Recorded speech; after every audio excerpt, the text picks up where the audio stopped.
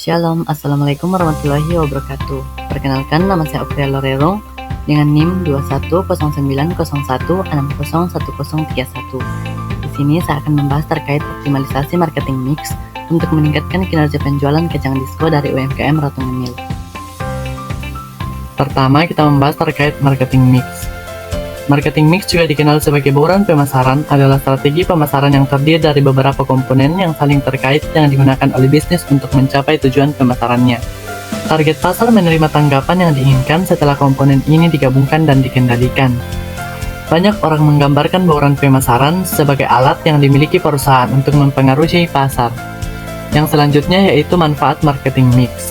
Bisnis mendapatkan banyak manfaat dari bauran pemasaran, termasuk yang pertama, membantu bisnis mencapai tujuan pemasarannya, yang kedua, meningkatkan daya saingnya, yang ketiga, meningkatkan kepuasan pelanggan, yang keempat, meningkatkan penjualan dan keuntungan dengan menciptakan citra merek yang kuat.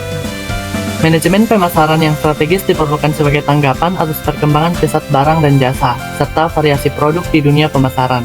Ini dibutuhkan untuk menerapkan fungsi-fungsi manajemen planning, organizing, actuating, dan kontrol, serta arus yang berorientasi pada filosofi menyelesaikan masalah konsumen. Selanjutnya kita membahas terkait deskripsi produk kacang disco.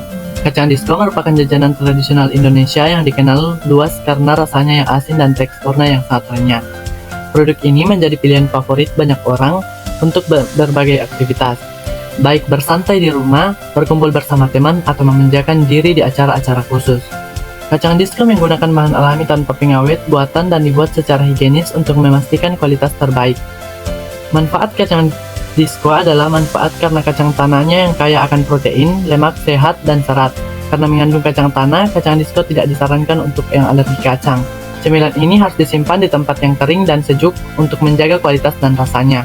Kacang disco adalah tempat favorit bagi mereka yang ingin menikmati cemilan karena rasanya yang unik.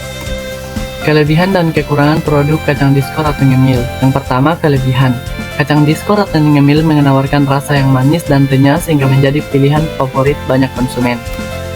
Selanjutnya, kacang disco Ratu Ngemil menggunakan bahan baku kacang tanah berkualitas tinggi sehingga menjamin rasa dan tekstur yang seragam.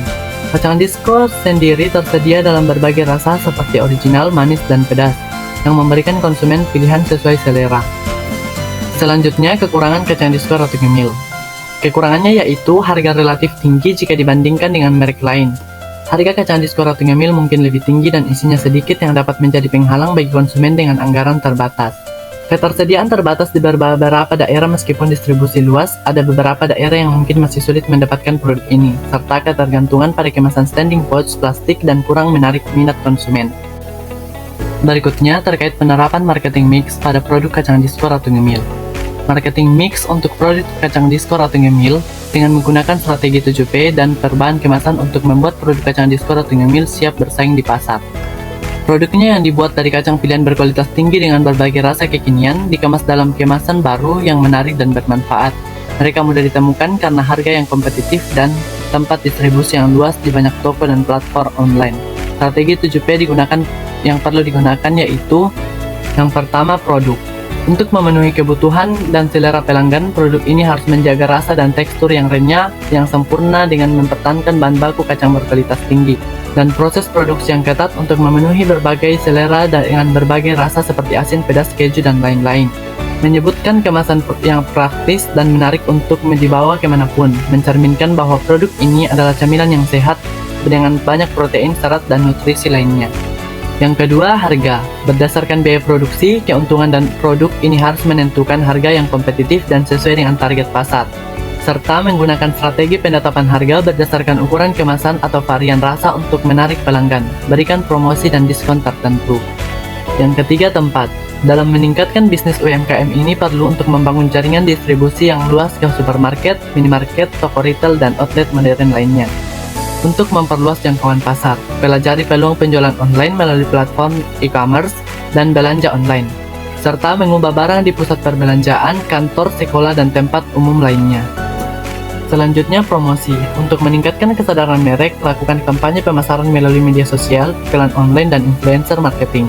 Berpartisipasi dalam pameran makanan dan acara kuliner adalah acara terbaik untuk memperkenalkan produk kepada pelanggan secara langsung. Yang kelima, orang. Merekrut dan melatih karyawan penjualan yang berpengalaman dan memahami produk dengan baik. Memastikan karyawan memiliki kemampuan pelayanan pelanggan yang baik sehingga pelanggan memiliki pengalaman kerja yang memuaskan. Selanjutnya, proses. Mengoptimalkan proses produksi untuk memastikan kualitas yang konsisten dan memenuhi permintaan pasar, dan menerapkan sistem distribusi dan logistik yang lancar untuk memastikan produk tersedia di berbagai tempat. Yang ketujuh, bukti fisik. Pastikan kemasan produk menarik, informatif, dan mencerminkan citra merek yang kuat, dan rancang tata letak toko atau gerai yang menarik dan nyaman. Selanjutnya yaitu perlunya perubahan kemasan. Jika menggunakan strategi pemasaran yang inovatif, kacang diskon atau ngemil dapat menjadi raja cemilan. Mari kita lihat beberapa inovasi yang dapat dilakukan selain mempertahankan rasa dan kualitas kacang yang tersedia. Yang pertama, kemasan interaktif. Kemasan baru harus menarik.